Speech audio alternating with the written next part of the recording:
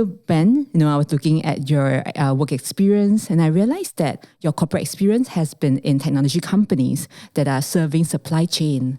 So I would like to start with supply chain vertical. Tell us more about what is going to happen in this vertical across Southeast Asia and India. Yeah, actually 10 years of my corporate experience was in supply chain. I worked for 2 different supply chain companies. And that is, of course, in the US, where we built technology to make supply chains, primarily US-oriented supply chains, or eventually global supply chains, more efficient.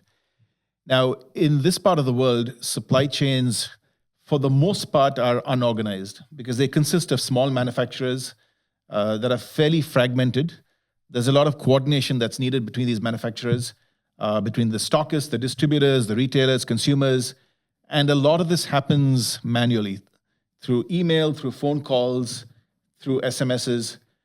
And I remember reading a McKinsey study recently which said that less than 2% of companies have visibility in their supply chain beyond 1 or 2 nodes. Now, this is an opportunity for any company that is building technology or building infrastructure to enable supply chains. So we've actually backed companies like Janio is an integrated cross-border logistics platform operating in several countries in Southeast Asia, providing e-commerce logistics, freight forwarding, custom clearance, servicing goods over $2 billion annually. We've also backed a company called Aruna that is trying to revolutionize the fisheries supply chain. They're actually working with more than 36,000 small fishermen in Indonesia. Many of these small fishermen have maybe 1 boat, 2 boats, but they're now getting supply chain visibility all the way to their end customer. They're able to pick who they want to sell to, pick the prices that they want to sell their product to, completely transform that industry. In the past, we were investors in ExpressBees, which is now the 2nd largest e-commerce logistics provider in India. We were the Series A investor there. So I believe there is tremendous opportunity for innovation in supply chain management in this region.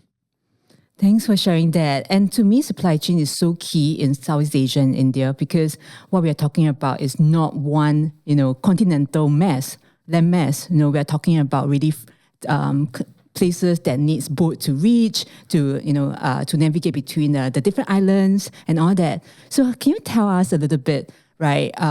For example, in Indonesia, we have so many islands. In Philippines, we have so many islands. How can supply chain be quickly enhanced, especially in this kind of markets? Well, the fact that you have so many islands makes the problem even more difficult to solve. But it's not unsolvable. And the innovative companies will figure out a way using technology to basically give visibility to supply chains that could basically sit across multiple islands, multiple countries, multiple continents. It's a tech problem at the end of the day. Yeah, Indonesia, as you said, is, I think, 22,000 islands. But that's exactly what Aruna is doing. Aruna fishermen are fishing across these 22,000 islands. And what the company has been able to do is integrate that supply chain. So it is possible with the right founders, the right technology, the right business model, you can actually provide supply chain visibility across all these islands. And both Aruna and Janio are doing exactly that.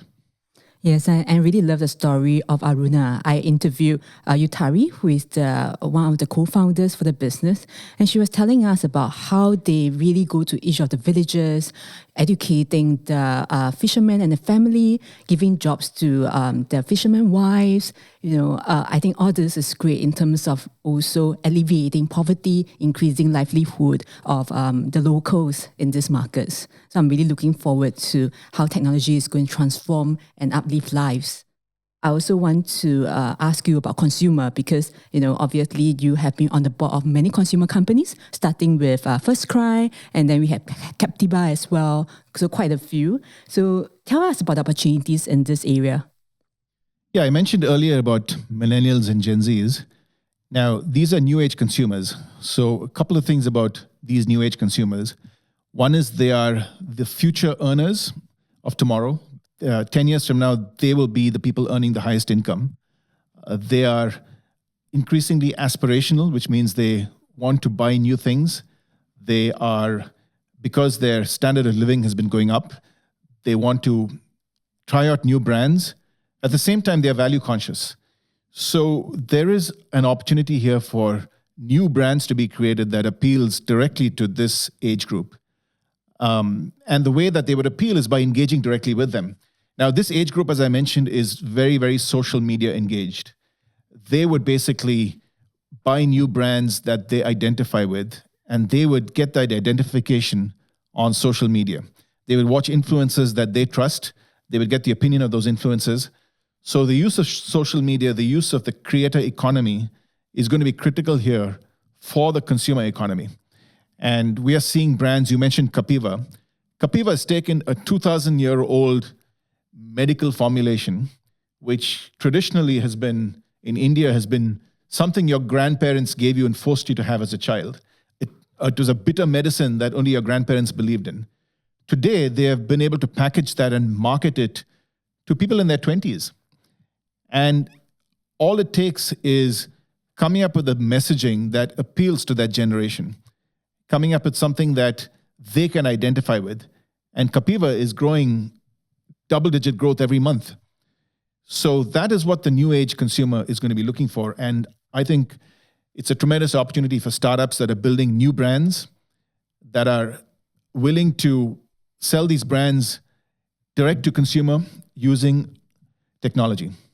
I love that you used the example of Capiva because here in Singapore, we have something called a traditional Chinese medicine. So I was just imagining, how can TCM be popular? How can TCM be, catering to the younger crowd? And I think this is actually a big challenge. And I'm glad Capiva has done it so well. I also want to ask you, in terms of looking at the consumer market, is there going to be a difference between India and Southeast Asia?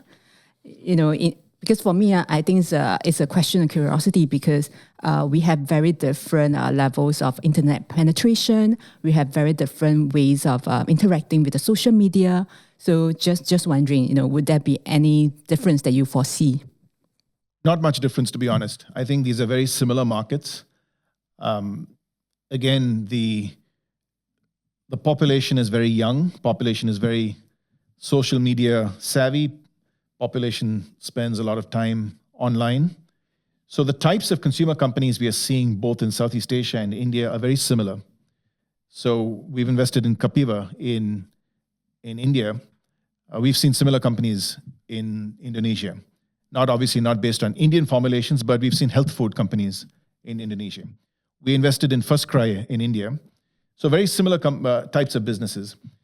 So the trends that we see, the good thing about being a Southeast Asia and India venture capital firm is that we can learn from each other. If we see a company in India that we may have evaluated, we may see a similar one 6 months later in Thailand.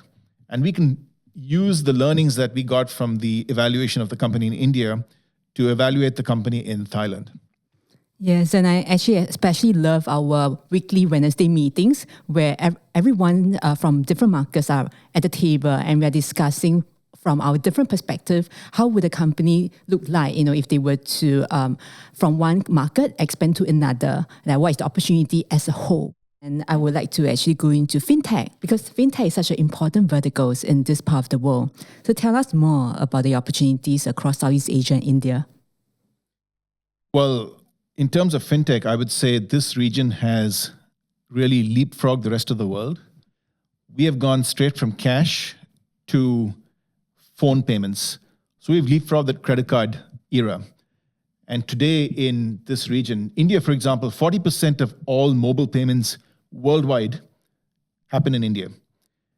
I think number 3 is Thailand. So Southeast Asia and India have definitely leapfrogged the rest of the world. There is tremendous innovation happening in Fintech. And let me just talk about 2 areas of innovation since we don't have time to cover them all. So the first one is digital lending. And given the large population, there is a large need for credit, both from consumers as well as from SMEs. Now realize that in this region, 60% of the people are either unbanked or underbanked. And most fintechs today are actually targeting that 40% that are banked. So there is an opportunity for digital lenders to target the underbanked who need credit. And this is both SMEs as well as consumers.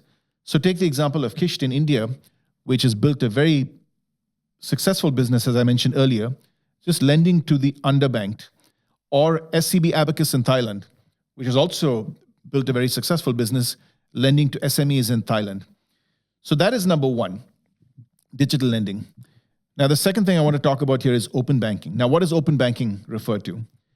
So this refers to the unbundling of banking services so that banks and financial institutions that manufacture financial products can sell them directly on consumer-facing platforms. So what do I mean by that? Let's say I go buy a TV on Amazon and I want to get that financed. Now, at the checkout on Amazon, I can click a button and say, yes, I want to get this. I want to pay for this in installments. Now, there is a bank at the other end, and this could be a bank I've never heard of, and I don't even care to know which bank it is, but there is a bank at the other end that is giving me that loan. And that bank has now accessed me through Amazon without me having to step into the branch at all. Or let's say I go on a travel website. Let's say I go to Traveloka and book a rental car to travel between cities, and I get an insurance for that rental. It may be some stodgy old world insurance company that is selling me that insurance, but that insurance company has now accessed me through the travel website. So there is a democratization of the whole financial services infrastructure that is happening because of what we call open banking. Now, let me mention a couple of other very important developments. So you may have seen the news that the five largest central banks in Southeast Asia have agreed to create a common QR code infrastructure. That is very exciting. And let me tell you what that means. So what that means is that if I have a DBS account here in Singapore, I can go to Thailand and make a payment in Singapore dollars using my DBS app. It doesn't have to get converted to US dollars and then back into Thailand currency. It is a direct payment from my Singapore currency to the Thailand currency. Now, this is going to transform digital payments in these five countries. Similar thing happened in India a few years ago when UPI came out. And now everyone in India, even a small vegetable vendor on the street, basically asks for payment on the phone. Nobody accepts cash anymore. So I think the whole concept of payments, the whole concept of banking is going to transform in the next few years. So fintech is a big area of focus for us here at Vertex. Thank you for sharing all this. I would like to also mention about the example of SCB Abacus, because recently we actually interviewed Dr. Sutapa, who is the co-founder of SCB Abacus. I realized that the Money Thunder app actually allows SME to get a loan within 90 minutes. And to me, that is super fast and is great because now we are looking at giving more liquidity to our sellers who are in small enterprises and then allowing them to do more business than before. And this really gives us a lot of opportunities, for the emerging markets to grow even faster. So I also want to ask you, how is the landscape going to change in Southeast Asia and India? Yeah, so there are a large number of MSMEs, medium to small businesses in Southeast Asia and India. I think it's about 110 million in India and 70 million in Southeast Asia. And in Southeast Asia, for example, the 70 million SMEs contribute to 67% of the employment. Now, COVID led to a very extraordinary shift in consumer behavior because people stopped going to their neighborhood store and they started buying online. So the SMEs realized that they had to transform in order to survive. And so a very bad situation in COVID actually turned to a very good situation for the SMEs because by transforming digitally, they are now able to compete against the large e-commerce companies. So I'll give you a couple of examples of companies in our portfolio that are helping with this transformation. So we invested recently in a company called Fairbank in Indonesia. Now, Fairbank digitizes supply chain financing for merchants without the need for collateral. So small merchants typically don't have the credit history to get working capital loans. Now, using Fairbank actually goes up the supply chain and gets the anchor member of that supply chain. Let's say it's a large consumer products company, a multi-billion-dollar consumer products company that wants to be able to sell more through the neighborhood store. They are happy to provide the collateral through Fairbank. And so it's a win-win because the neighborhood store the warung in Indonesia can get the working capital, and the large CPG company can actually sell more.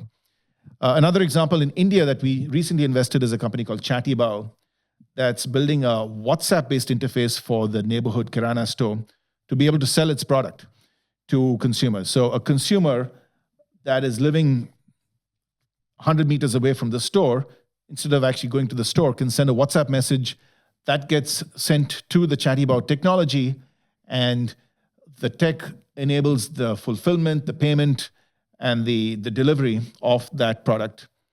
So a couple of examples. I think SMEs are transforming very rapidly, and they have to, and they are. Yes, I think it's so wonderful that we are investing to these companies that are going to empower the lives of MSME, the owners and also their families. And this is how we're going to create impact as a venture capital. Thank you so much, Ben, for sharing the insights and obviously showing us your brilliance and distilling the hard truth for us in terms of venture capital, in terms of startups, and also life in general. Thank you, Elise. It was fun chatting with you. Thank you so much.